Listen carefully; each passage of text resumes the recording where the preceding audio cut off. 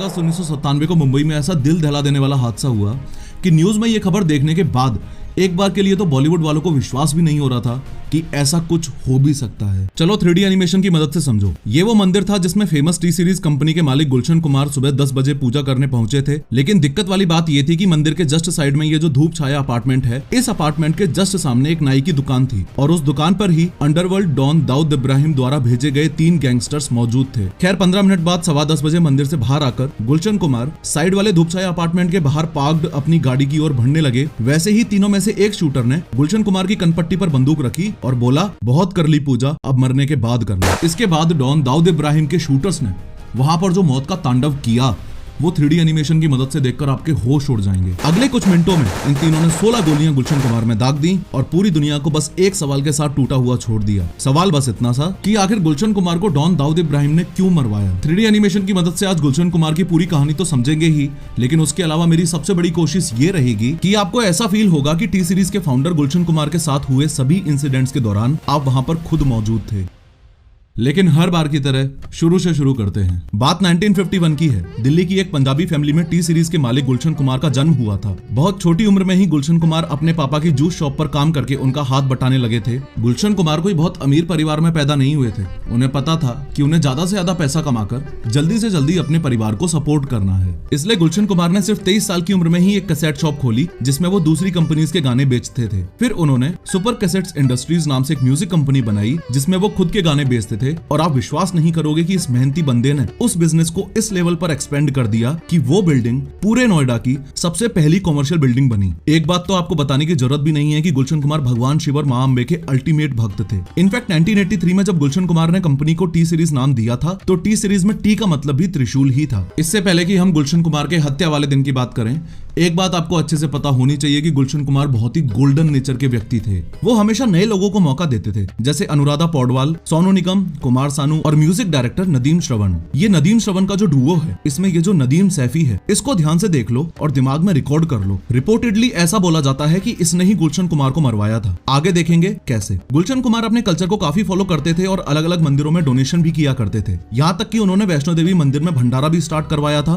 जो आज भी उन्हीं के नाम से होता है। गुलशन कुमार इतने सॉफ्ट हार्टेड थे कि पिंजरे में बंद बर्ड्स को खरीदकर उड़ा देते थे। रास्ते में कोई जानवर मर जाता था तो उसकी बॉडी को खुद दफनाते थे। ये बात इतनी आसानी से हजम नहीं होती ना कि जिस बंदे ने पूरी जिंदगी दूसरों का भला किया, गैंगस्टर्स ने मिलकर उसी को मार दिया। अगले 2 मिनट इस वीडियो के बहुत ज्यादा इंपॉर्टेंट है। बस ध्यान से एक बार समझ लो कि गुलशन कुमार की हत्या का 1990 में रिलीज हुई आशिकी मूवी से क्या कनेक्शन है। ये देखो आपकी स्क्रीन पर ये बहुत ही टैलेंटेड म्यूजिक डायरेक्टर नदीम और श्रवण है। टी सीरीज ने फिल्म आशिकी के गाने कंपोज करने का मौका दिया एक उभरती हुई जोड़ी को, जो थी ये नदीम श्रवण की।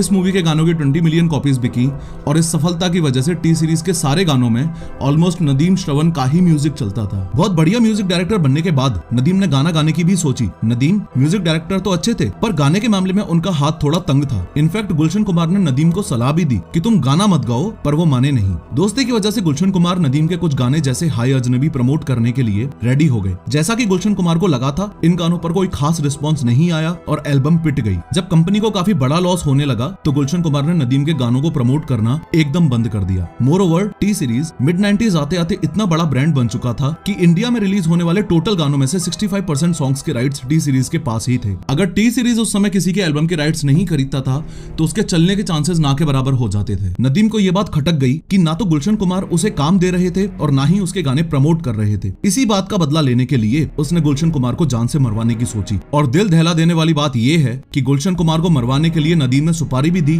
तो किसको? अंडरवर्ल्ड डॉन दाऊद इब्राहिम को। आप लोग ध्यान से सुनना इस बात को। ये दाऊद इब्राहिम है, दुनिया का सबसे मशहूर अंडरवर्ल्ड डॉन। इसी धंधे में इसका भरपूर साथ देने वाला ये इसका भाई है अनीस इब्राहिम। उसके अलावा ये दाऊद इब्राहिम का राइट हैंड और बॉलीवुड का डॉन है ये अबू सलीम। मई 1997 में दुबई के एक होटल में गुलशन कुमार को मारने के लिए एक मीटिंग होती है। इस मीटिंग में म्यूजिक डायरेक्टर नदीम, दाऊद इब्राहिम के छोटे भाई अनीस इब्राहिम और दाऊद के राइट हैंड अबू सलीम गुलशन कुमार के मौत की तारीख लिख रहे थे। नदीम ने बताया कि कैसे गुलशन कुमार ने उसका जीना मुश्किल कर रखा है और वो दोनों उसकी हेल्प करें। अबू सलीम ने 25 लाख टोकन मनी लेकर गुलशन कुमार का पत्ता साफ करने की बात कही। अबू सलीम को ये फायदे का सौदा लगा क्योंकि वो म्यूजिक इंडस्ट्री के सबसे बड़े स्टार को मारकर अंडरवर्ल्ड में और ज्यादा मशहूर होना चाहता था। अबू सलेम गुलशन कुमार की लाइफ के लास्ट चैप्टर की प्लानिंग एकदम फुल प्रूफ करना चाहता था। इसके लिए उसने गुलशन कुमार के हर दिन के हर मिनट की इंफॉर्मेशन निकलवाई। गुलशन कुमार कब खाना खाता है, कब जागता है और यहाँ तक कि कब टॉयलेट जाता है। ध्यान रहे कि ये सब मैं अपनी मर्जी से नहीं बोल रहा, ये सारी बातें एज इट इज इस बुक में लिखी हुई हैं, जिस बुक का नाम है my name is Abu Salem. ये बुक उस समय के बहुत ही फेमस इन्वेस्टिगेटिव जर्नलिस्ट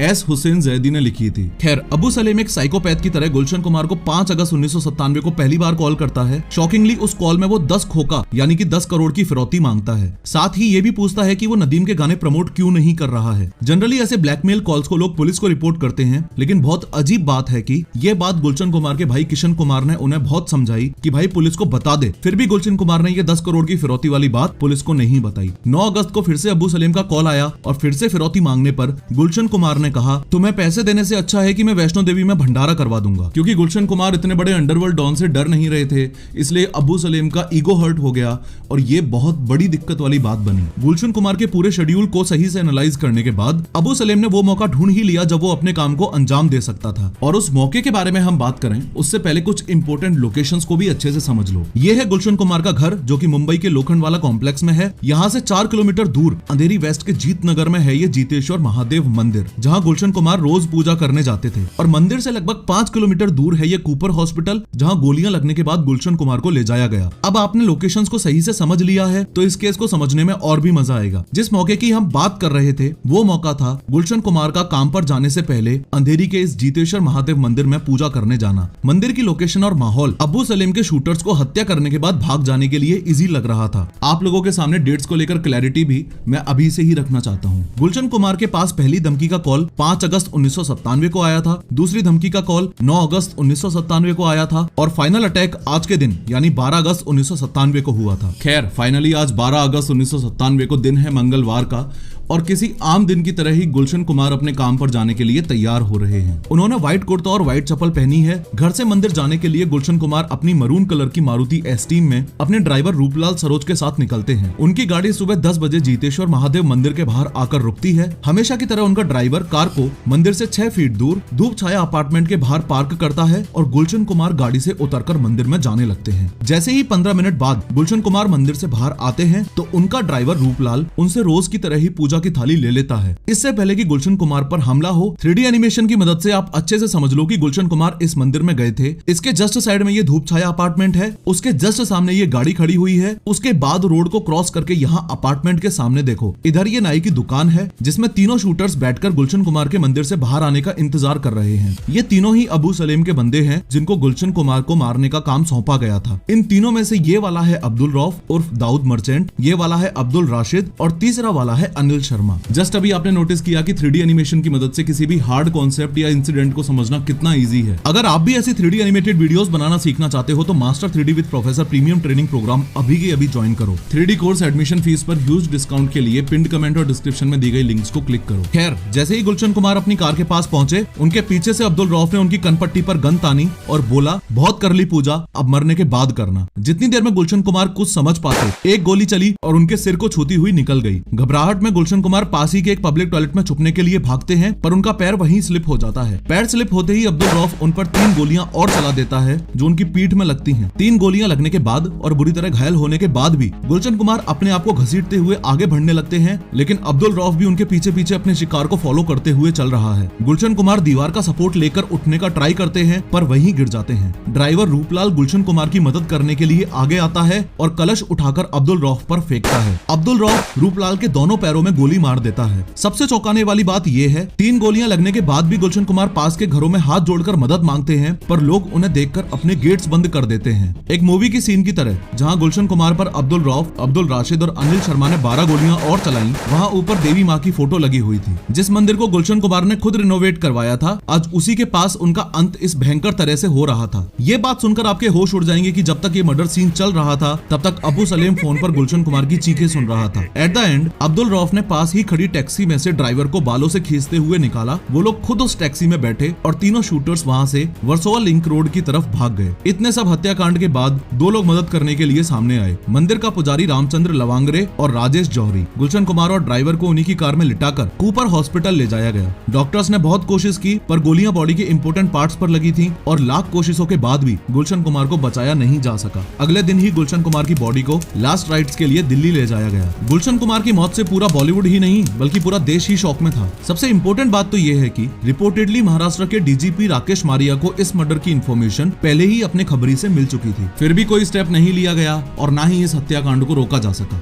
तो क्या ये माना जा सकता है कि पुलिस भी अंडरवर्ल्ड से डरती थी? खैर, जिस इंसान ने इतने तगड़े तगड़े हिट भक्ति भजन भारत को दिए हों, जिसने टी सीरीज नाम का पूरा एक एम्पायर खड़ा किया हो, उसकी हत्या उस समय पूरे भारत और बॉलीवुड के लिए सुपर शॉकिंग थी। लेकिन सवाल ये है कि इन 6 के 6 हत्यारों का उसके बाद क्या हुआ? तो इनमें से अब्दुल रऊफ को 2001 में कोलकाता में अरेस्ट किया गया। 2001 में ही पहला ट्रायल हुआ जिसमें 19 लोगों पर इस मर्डर के चार्जेस लगाए गए। अब्दुल रऊफ को उम्र कैद की सजा हुई और बाकी सबको प्रॉपर सबूत ना होने की वजह से रिहा कर दिया गया। बात अगर म्यूजिक डायरेक्टर नदीम सैफी की करें तो वो मर्डर के जस्ट बाद ही देश छोड़कर लंदन भाग गया और आज तक वापस नहीं आया। एक इंपॉर्टेंट बात ये भी है कि जिन 19 लोगों पर मर्डर के चार्जेस लगाए गए उनमें से एक नाम टिप्स कंपनी के ओनर रमेश तौरानी का भी है, रिपोर्टेडली जिन्होंने टी सीरीज को बर्बाद करने के लिए गुलशन कुमार की सुपारी दी थी। मोरओवर, कुछ लोगों का कहना है कि गुलशन कुमार हिंदू कल्चर को प्रमोट करते थे, इसलिए ऐसा सब हुआ है, पर ये प्रूव नहीं हो पाया है। एट द वेरी एंड इस पूरे प्लान के मास्टरमाइंड और दाऊद इब्राहिम के राइट हैंड अबू सलीम को पोर्चुगल से अरेस्ट किया था और वो अभी भी जेल में ही है। काफी इंटरव्यूज में नदीम सैफी ने अपनी तरफ से सफाई देते हुए साफ साफ कहा है कि उसका गुलशन कुमार के मर्डर से कोई भी लेना देना नहीं है। आज